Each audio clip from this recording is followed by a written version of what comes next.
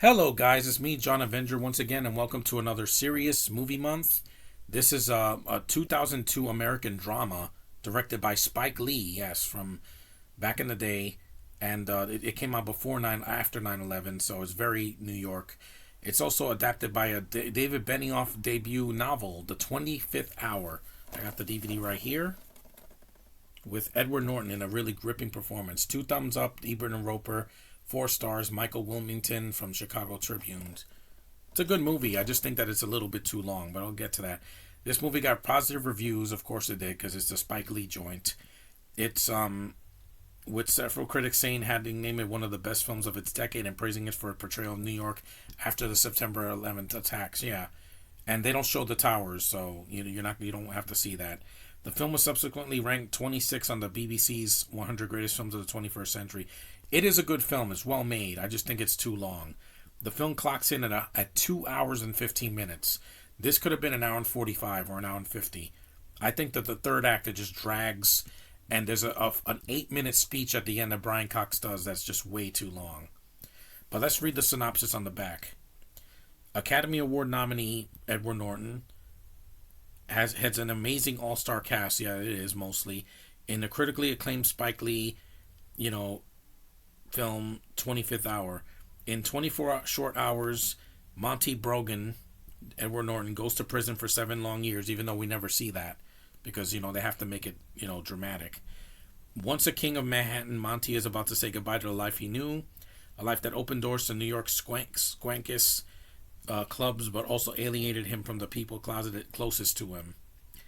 In his last day on the outside, Monty tries to reconnect with his father, Brian Cox, and gets together with 2 old friends, Jacob Philip Seymour Hoffman, may he rest in peace, and Slaughtery, who's Barry Pepper. And then there's his girlfriend, Naturelle, played by the always gorgeous Rosario Dawson, who might or might not have been the one who tipped off the cops. Monty not sure of much these days, but with the time running out, there are choices to be made as he struggles to redeem himself in the 25th hour. And that's the plot in a nutshell. Riveting, one of the year's most explosive films. It's well made. Like I said, it's shot well. The acting is really good. It's got a lot of atmosphere. The New York looks like New York. They didn't just film it in Canada and call it New York.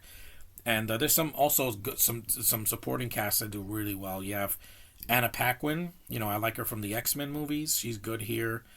What was given to her. You have Vanessa Ferlito, who's in the movie. She was in Spider-Man 2.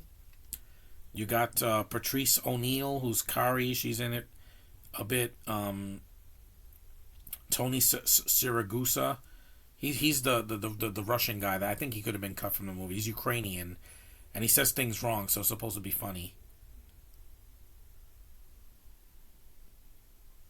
And the synopsis was an intelligent and well-acted film despite the usual Spike Lee excesses. It's not as racist as some of his other movies where race is the only thing involved in the movie. They say it like he says a couple of racist things, screw the Spanish people and screw all this. I get it, but he's frustrated. That's why he says it.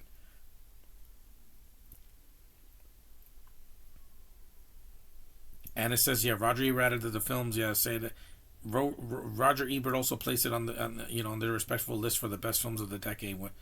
It was also named the 26th greatest film since 2000 in a 2016 BBC poll. Like I said, it's well made.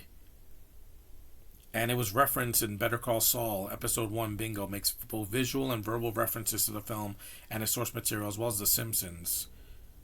And, like I said, it's dramatic. It's an R-rated movie, so don't let kids watch this. There's a lot of violence and language in the movie. It's very hardcore. There's a lot of drugs they find. The cops are stereotypes. There's some stereotypes here because, again, it's a Spike Lee movie. You got to know what to expect.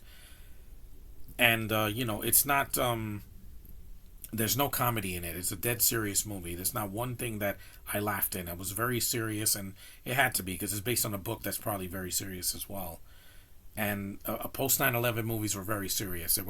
We only got comedies when they wanted to give us something funny, but in a movie like this, if it's a drama, there's nothing funny to be had here. It's very, very serious. The music is serious, the tone, the cinematography, the city landscape, everything. And even at the end, it's got a very bleak ending. It's not as It's not a downbeat ending per se, but it's a bittersweet ending. And Edward Norton does his best. He does carry the movie. Without him, in the hands of a worse actor, this movie would not have even worked. It made money. It made about it would cost 5 million, not 500 million. Five. It made 23.9. That's a huge hit for a movie that came out in late 2002. Buena Vista Pictures, that's owned by Disney now.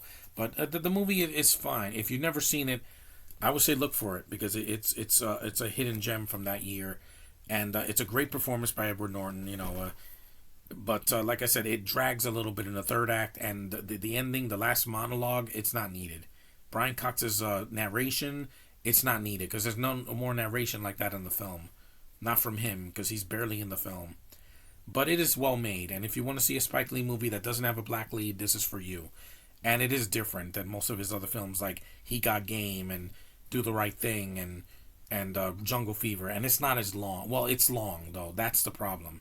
I think Spike Lee should have edited the film a little bit to an hour and 45. That was the problem with a lot of movies last year. The movies were just too damn long. They should have been an hour and change or 2 hours even. You don't need a 20-minute epilogue or four post-credit scenes or something like that, or 10 minutes of end credits. You just get to the point. You don't have more to say. You have less to say. It's a new decade. Anyway, thanks for watching, guys. Thanks for watching my reviews. This is my first review since last year. That's not a live stream. Acknowledge me. I'm feeling much better than I was last week because I was very sick. Very congested and coughing, but I'm doing better now and I'm recovered. And the new year's ahead of us. We're a week into 2024, and I can feel this is going to be way better than last year. So thanks for watching. Take care, and I'll see you in the next one.